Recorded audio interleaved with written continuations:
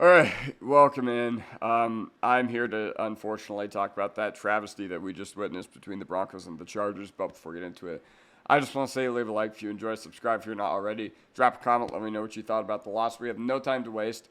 Let's get right into it. So, lesson number one. I was going to save this for later on in the video, but I just want to start off by playing the blame game because I felt what happened tonight, it boils down to just executing the little things, and unfortunately, these guys just did not execute the little things. Now, unfortunately, most of these guys are on the defensive side of the ball, and I'm pretty sure that there are guys we could point to on offense where I'm just like, okay, they didn't do their assignment as well in the second half, and that's completely valid. But here are some guys that I hope the coaching staff absolutely rips into, because to be completely honest, it was inexcusable the way we let the Chargers back into this game.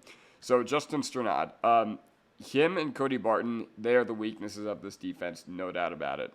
And when they have a bad game, this is what it looks like. I thought that, we didn't learn enough from our Week 6 game against the Chargers. I thought that, even when the Chargers had like a 3rd and 10, the fact that they were able to convert so easily in the first game on, play actions to some random tight end I've never heard of before downfield, and there was nobody within like 5 or 10 yards of him, that showed that this team didn't learn enough from what they had done previously. And Strnad and Barton, I'm not going to, kind of hamper on them too much for their play, because ultimately they were never supposed to be in this situation this year. I mean, Barton, yes, but Singleton goes out for the year, and we had an inside linebacker room that was pretty much always reliant on, okay, we're not going to invest highly into it, but we're just going to rely on guys to step up. And unfortunately, when you have the talent of Justin Strnad and Cody Barton, they're prone to these sorts of games. And if they're prone to these sorts of games, when you have two guys in the middle of the field who are not playing very well, this is the result.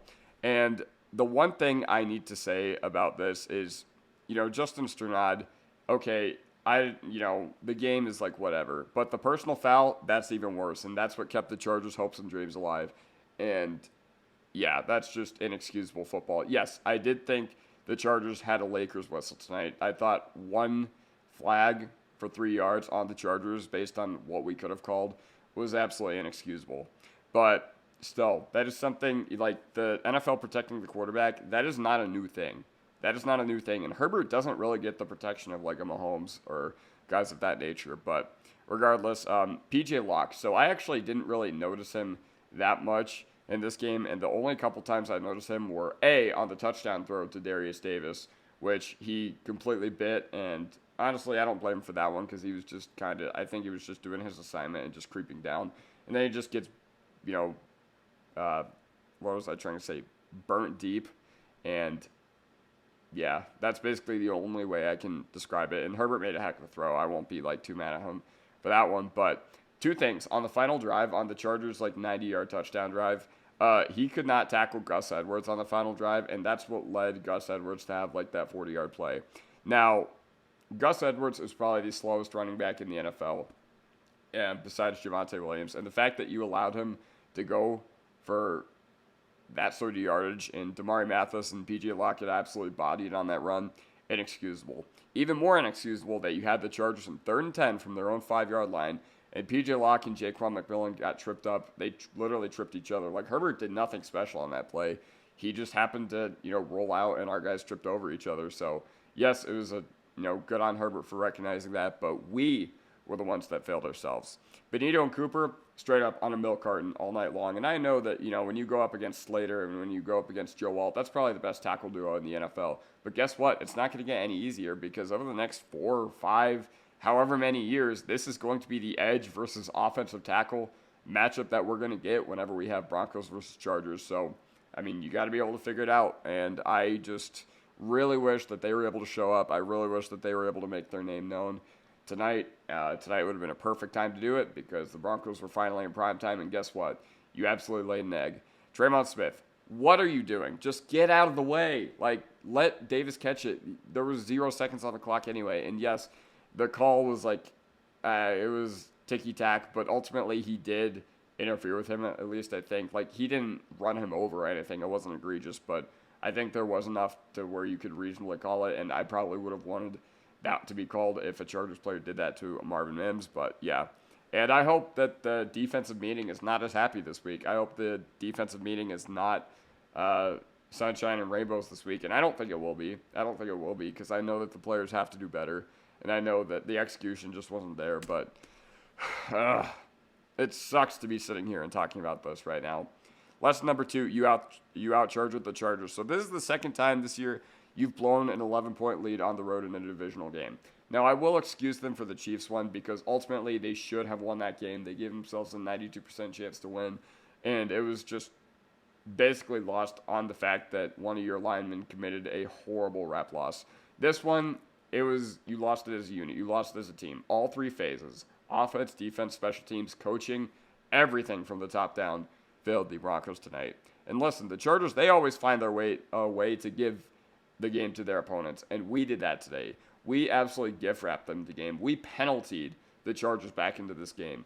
Jonathon Cooper with the horse collar penalty. Justin Strnad with that late hit. Jumping off sides that we did a handful of times.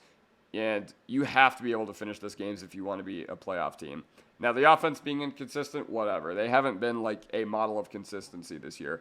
But the defense not finishing is what really, really hurts us. And there's only one respectable guy on the Chargers offense, skill position-wise, and you got run over, you got passed all over by the Chargers when it mattered. So that sucks. Number 3, offense and defense, they both started hot, but they couldn't finish. And it was refreshing to see an opening 3-and-out and an opening touchdown, but especially with a run game that was extremely effective. And I do have hope for the run game going forward because ultimately this could lead them to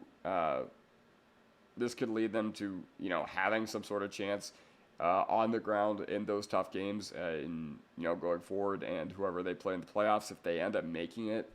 But unfortunately, you could not finish off this game, and offensively or defensively, and unfortunately, that's what matters more. Last week was the complete inverse of this. You started out slow, but you finished really hot. Now, you started off really hot and you couldn't finish, and unfortunately, that's just not good enough against a playoff team in the Los Angeles Chargers. And now you have to come ready to play against the Bengals. And you think the Bengals are going to win it? Oh, yeah. The Bengals season's not done.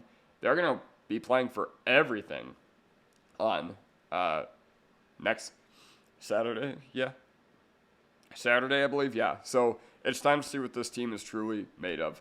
Lesson number 4, Bo Nix has cooled down in the past month. So I don't have the numbers to back this up, but I feel like passing-wise, it hasn't been as good. I feel like this offense is not as cohesive.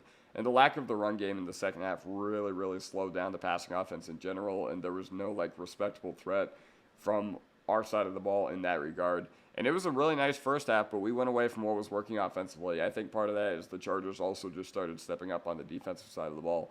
But I'm not as confident as Bo Nix's downfield throwing ability as I was, in the middle of the year. Anytime he dropped back against Carolina and Atlanta, I was like, this is going for a 15-yard gain. Now I'm just okay, I hope this doesn't get picked off. And the Chargers' D is good. They had a lot of injuries tonight, and I wish we were able to take advantage. And I will give them their credit. But they also let up 40 points 4 days ago. But we do need more from Bo Nix. We need more from the whole offense. And more specifically, we need more from the skill position dudes. Because they're just, it's been painful and tough sledding this entire year.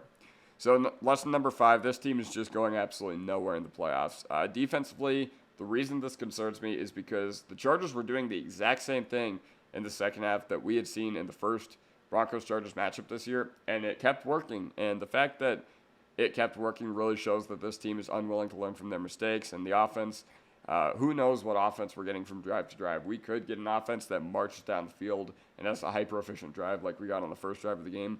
We could get an offense that goes 3-and-out and takes a couple sacks and a couple penalties.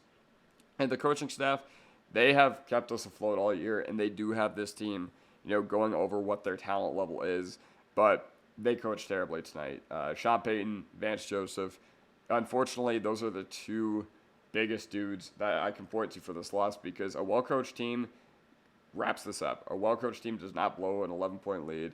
And it was just undisciplined football. It was a lot of penalties. It was a lot of sloppy play, blown assignments, busted coverages, blown blocks. And this team is going to lose 55-10 in Buffalo if nothing changes. So, yeah, I hope you guys, I appreciate you all sticking through this with me because I think we're all pretty pissed off about how that game finished, but especially me, if you couldn't hear it in the way I've been talking this whole game. But, yeah.